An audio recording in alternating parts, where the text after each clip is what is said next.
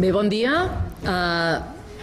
Molt de goig de tenir aquesta sala d'actes avui tan plena aquí a Rosa Sensat i estem encantats d'acollir-vos des de l'Associació de Mestres Rosa Sensat. És un goig poder avui fer aquest acte en homenatge a Miquel Soler Roca. I bé, sigueu benvinguts i benvingudes. Quan ens van demanar per part del Xavier Besalú de fer aquest acte, doncs ens va semblar magnífic. A més, avui coincideix també el Dia Mundial de l'Alfabetització. Sentia a la ràdio i he pensat, mira, quina bona coincidència. I bé, doncs passo la paraula als companys que portaran l'acte i desitjar-vos, doncs, això, una bona jornada. Moltes gràcies.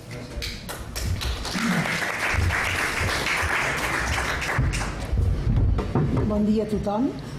Us donem la benvinguda a aquest acte que és de record i de reconeixement a Miquel Soler Roca, un mestre català uruguaià de prestigi universal que va néixer a Corbera de Llobregat el 22 i que fa pocs mesos ha mort a Montevideo.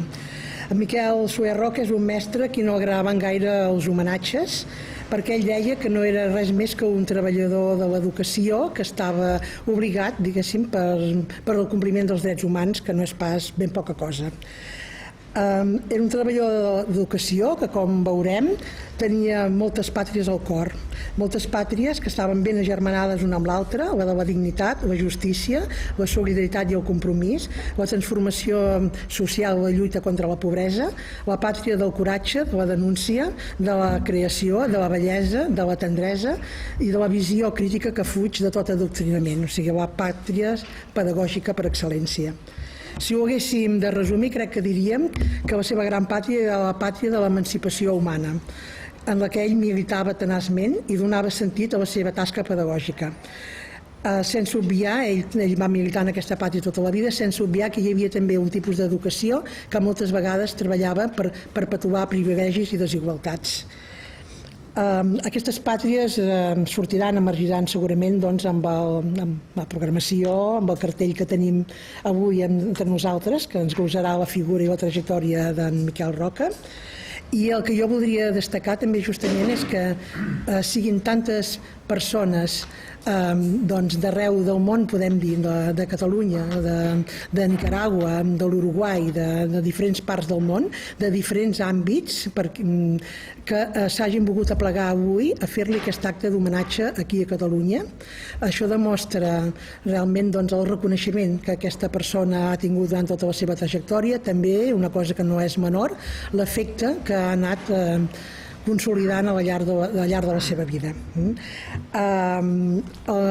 Hi ha un equip organitzador d'aquest acte que tenim avui i evidentment també és en honor d'aquest equip que avui estem aquí, que hi ha tanta gent. Jo us diré qui són les persones que han organitzat, quines són les entitats cíviques, sindicals que han organitzat aquest acte. Són l'Associació Educació Popular Carlos Fonseca Amador, l'Associació de Mestres Rosa Sensat, els locals dels quals estem, l'Associació Mestre 68, el Comitè Europeu de Solidaritat amb la Revolució Popular Sandinista, la Coordinadora d'ONG Solidàries de les Comarques Gironines, la Guerrilla Comunicacional i el nucli Paulo Freire de la Universitat de Girona. Doncs jo, sense més xerrameca per la meva part, perquè realment tenim un plantell de persones que ens explicaran coses molt interessants sobre Miquel Soler Roca, dono el pas a en Xavier Besalú, que ens farà la primera ponència. Ell és professor i pedagog i professor de la Universitat de Girona i justament ens farà aquesta semblança més general de Miquel Soler Roca des de la vessant humana i pedagògica. Doncs, Xavier. Gràcies i bon dia. Dels meus 93 anys, això ho escrivia en Miquel Soler Roca l'any 2015, dels meus 93 anys, el 34% els he viscut a Catalunya, el 41% a l'Uruguai i el 25% restant al voltant de 50 països en períodes més llargs a França, Mèxic, Xile, Bolívia. Un privilegiat viatger que ha viscut i treballat fent sempre, de manera involuntària més que deliberada, la síntesi de l'experiència immediata amb la que emana d'horitzons llunyans.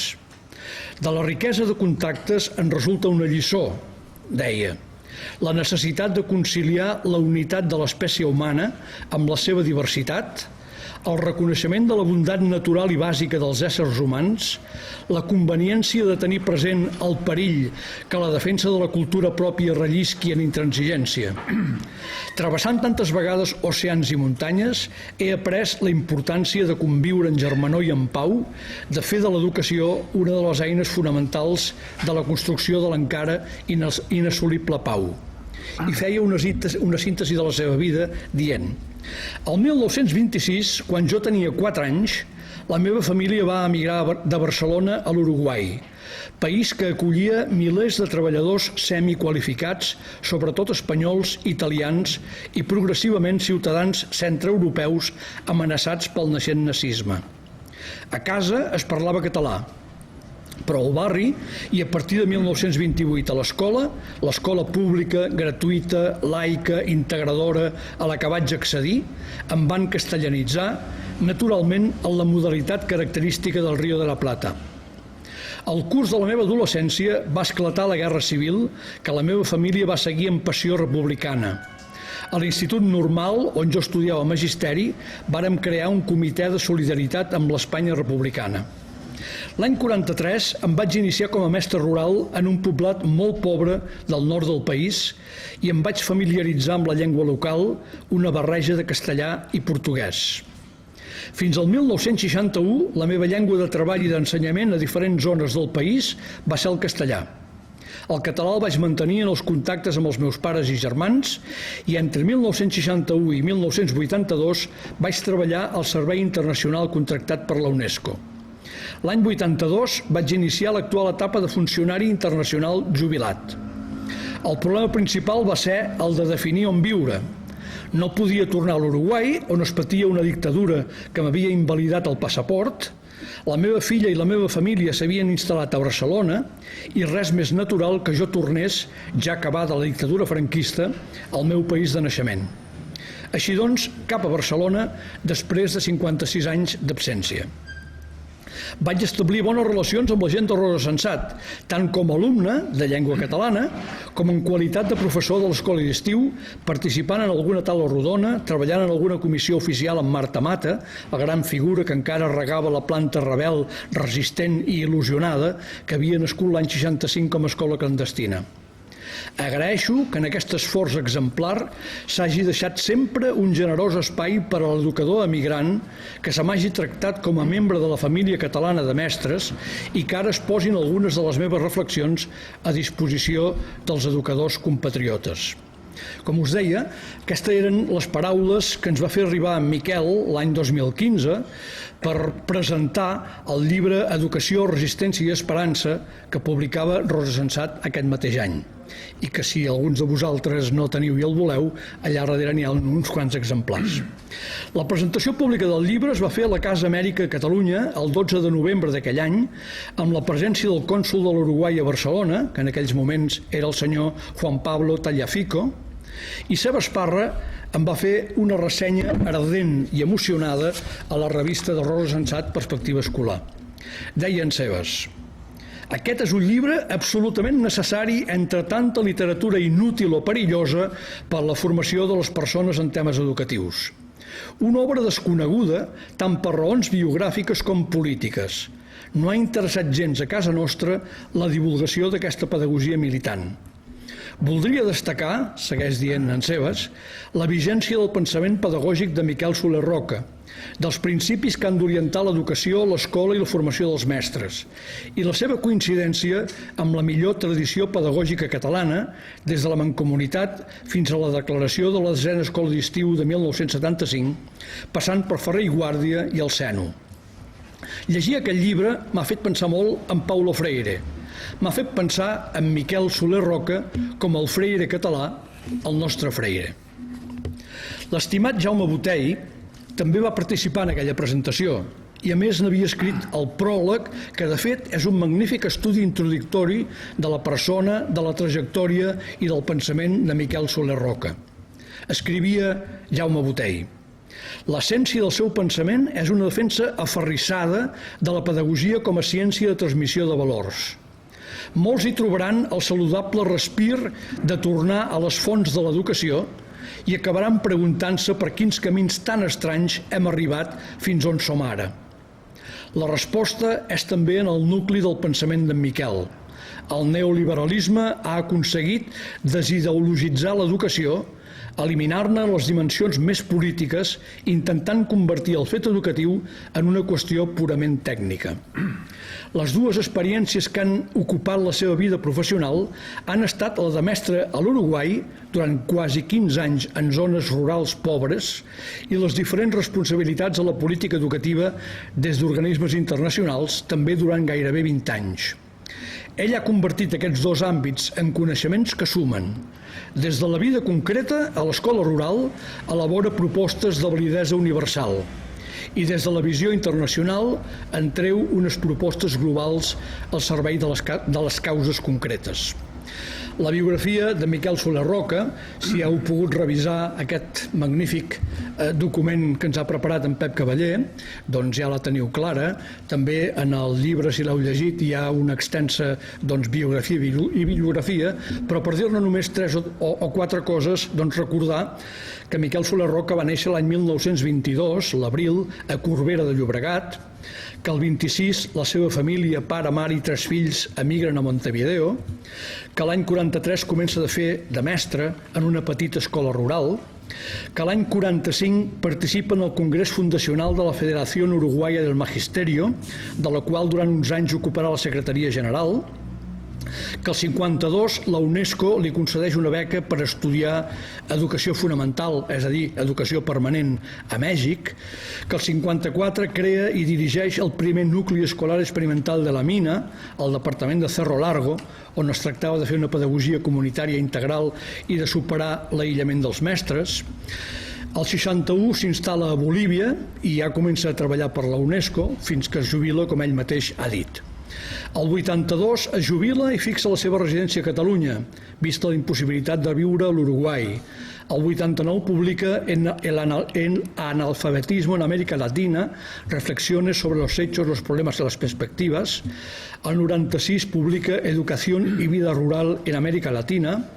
El 2005 torna a Montevideo, on fa d'assessor del director nacional d'Educació Pública i forma part de la comissió organitzadora del debat educatiu i dona suport a l'organització de familiars de desapareguts. El 2007 torna a viure a Barcelona i el 2010 es trasllada definitivament a l'Uruguai, on funda el grup de reflexió sobre educació i continua la lluita per esclarir l'assassinat del seu amic, el mestre i periodista Julio Castro, segrestat i assassinat per la dictadura l'agost del 77, les despulles del qual seran localitzades el 2011. El 2014 es publica Educació, Resistència i Esperanza, antologia essencial a l'Argentina, a Buenos Aires. El 2015 fem aquesta publicació a Rosa Sensat, que recull essencialment aquest document i, com sabeu, mor el 19 de maig del 21 als 99 anys. Em sembla que el títol d'aquesta antologia essencial que es va publicar a Amèrica Llatina i d'aquesta antologia no tan essencial que hem publicat en català, doncs resumeix molt bé el pensament i també l'obra de Miquel Soler Roca.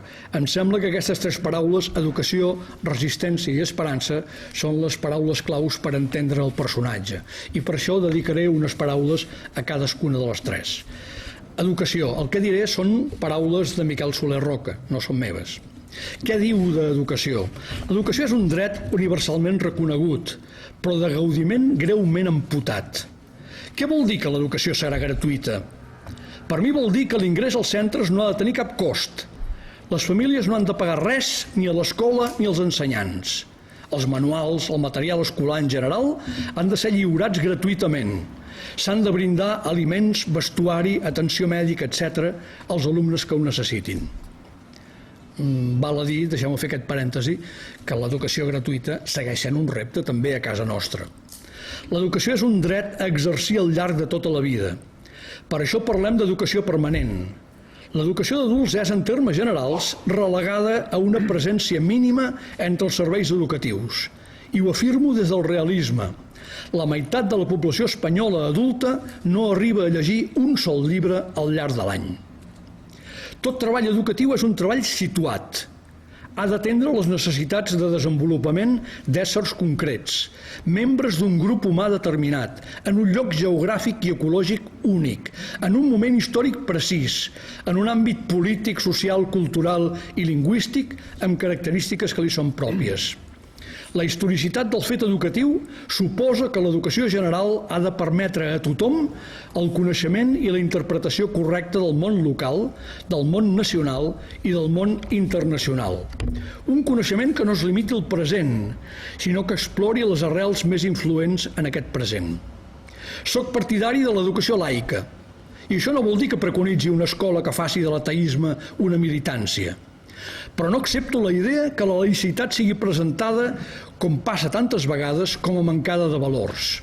No admeto la idea tan difosa com errònia que les confessions religioses són les úniques dipositàries dels valors espirituals i dels principis rectors del comportament social de conformitat amb valors d'humanitat, de solidaritat, de rectitud, de veritat i similars.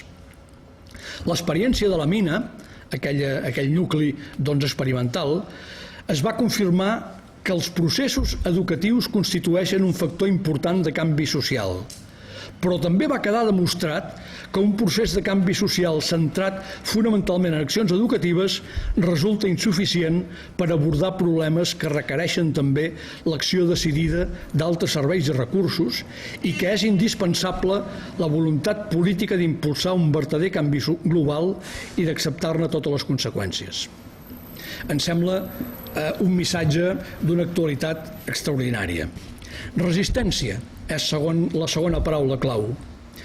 Un mestre compromès no és necessàriament un mestre convençut, sinó un mestre que es deixa amarar també per incerteses, per les seves pròpies preguntes i per les alienes, que no té la temptació de mostrar-se als altres com a exemple de claredats, sinó com a explorador d'allò conegut i d'allò desconegut. Una indagació no paralitzant, que es resol per l'acceptació del risc que significa interactuar amb altres éssers humans. Ser compromès no equival a ser dogmàtic. El primer compromís d'un mestre amb el món sencer és el d'estar informat, comprendre tant com sigui possible el que està passant. Qualsevol mestre ha de trobar la forma de militar a favor d'un món més just, més lliure i més feliç. Quin tipus de compromís pertoca a l'educador en el terreny de la política? No hauria de caure la tentació de fer de la seva càtedra un centre de militància partidista. En canvi, crec que correspon a l'educació contribuir al coneixement polític, a l'anàlisi política i fins i tot al debat polític, tenint en compte, només faltaria, l'edat i les característiques de cada grup d'educants. El món d'avui, amb les seves contradiccions immenses i els seus greus problemes no resolts, no admet la neutralitat dels ciutadans. L'escola i la universitat haurien de ser lloc de participació en la polis, és a dir, lloc de la política com a pregunta i com a exercici de recerca de la resposta, no pas com a adoctrinament. Això us deu sonar també, no?, aquests últims temps.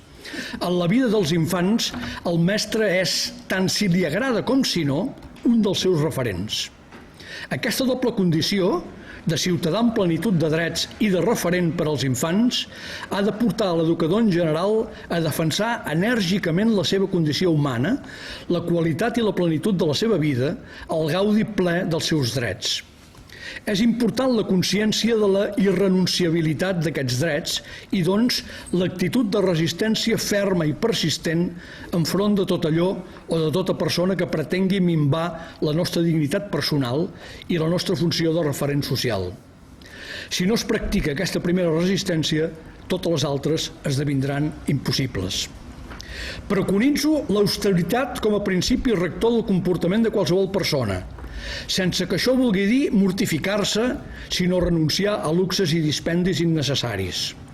L'austeritat ens obliga a resistir al consumisme, al fet de doblegar-nos a la publicitat, a les trampes infinites del capitalisme que penetra subtilment en les nostres vides i les nostres famílies, i sobretot a les dels nostres infants per tal de fer-nos clients, per sotmetre'ns a la idea que la llista de necessitats bàsiques és il·limitada i ens pot ser imposada des de fora. Austers, sí. Resignats a la pobresa o a l'acatament consumista, no. Hem de resistir amb fermesa les imposicions del pensament únic, del políticament correcte, del que es fonamenta únicament en la tradició, del que s'ajusta només al sentit comú, del que està de moda pensar sense altra justificació que la de no quedar en minoria. Hem de resistir a tot allò que s'oposi a la nostra cosmovisió personal, dubtant de les nostres conviccions, però sense cedir, sense més ni més, al missatge aliè, interessat, còmode, que ens vol despersonalitzar. Fer-ho suposa practicar la resistència a la manipulació, a la massificació, a l'anihilació del nostre ésser.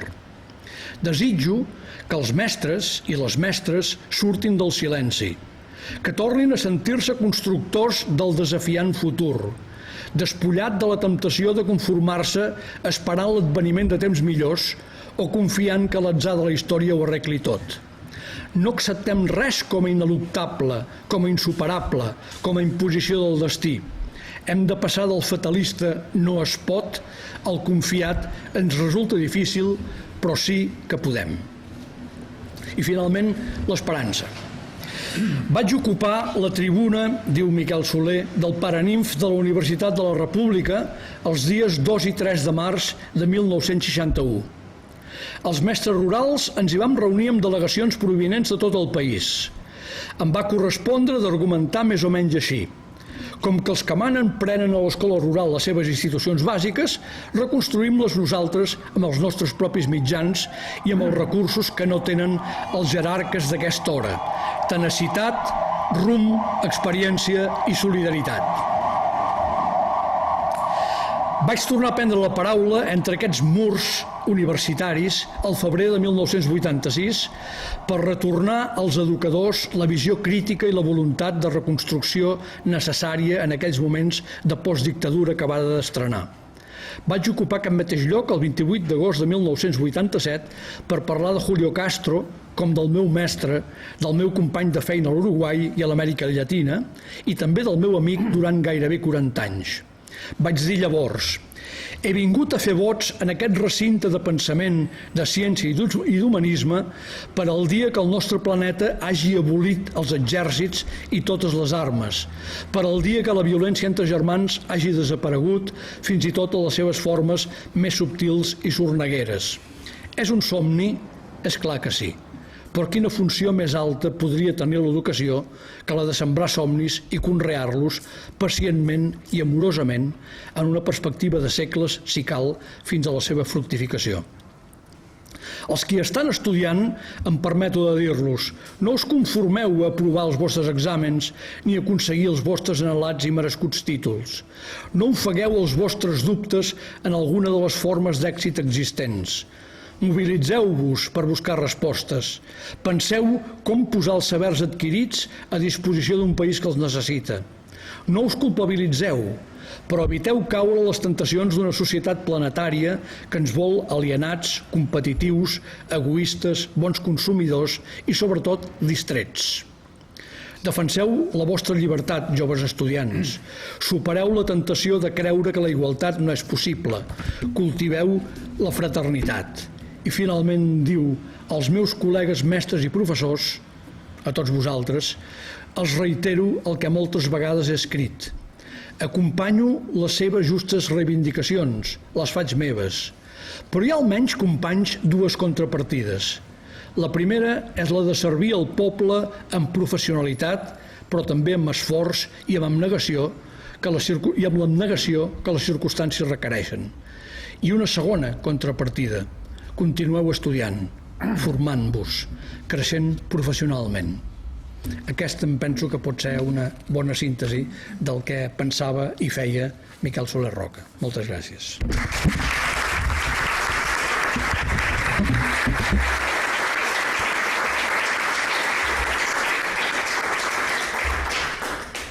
Moltes gràcies, Xavier. I ara, abans de passar a la segona ponència, escoltarem les paraules i veurem un vídeo del professor Rodrigo Arim, que és des de l'any 2018 el rector de la Universitat de la República de l'Uruguai.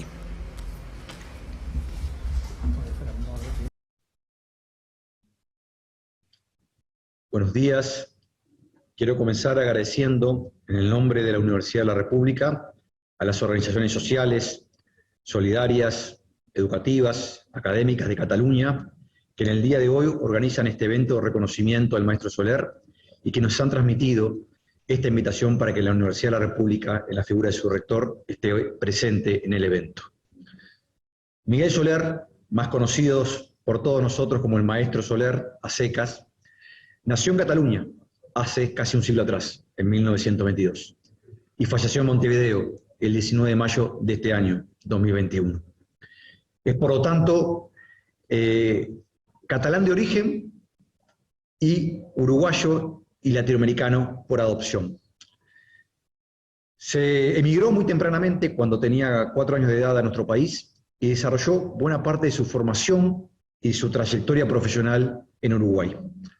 Primero como maestro, egresando antes de que terminara la primera mitad del siglo XX de nuestros mecanismos de formación pública. Luego, como profesional de la educación, muy vinculado al medio rural, donde desarrolló experiencias, conocimiento, nuevas formas de aproximarse al problema educativo en un contexto tan particular como lo es y lo era el medio rural uruguayo hacia mitad del siglo XX. Tuvo un enorme vínculo con la educación pública, en particular la educación de niños en el continente, en toda América Latina y el Caribe, y por supuesto un destacado protagonismo desde la UNESCO en el desarrollo de la educación no formal, la educación de adultos y la educación en el medio rural. Pero fue, antes que nada, un hombre de praxis, profundamente comprometido con valores éticos que lo ubican en el centro de la necesidad de construir una educación pública que reconozca el contexto donde se desarrolla, que valore el ambiente cultural y social donde se implementa y que simultáneamente, desde la reivindicación de esos componentes idiosincráticos de las sociedades y su diversidad, sea capaz de construir sendas de conocimiento y de aprendizaje adecuadas a cada contexto. Lo hizo en Uruguay, lo hizo en América Latina y lo volvió a predicar desde los distintos ámbitos internacionales en donde participó. Su obra, que es una obra de práctica, pero es también una obra escrita muy abundante y profunda, sigue marcando hoy buena parte de las discusiones que tenemos en el continente. Me gustaría señalar, en este homenaje en particular, su vocación ética, por comprometerse con el contexto, con el lugar donde desarrollaba sus prácticas y también con las sociedades de las cuales era parte. En momentos muy dolorosos para Uruguay y América Latina, como fueron las dictaduras de la década de los 70, Soler denunció el avasallamiento de los derechos humanos y en particular trabajó para reconocer el problema de la justicia y de la memoria en nuestro continente y en nuestro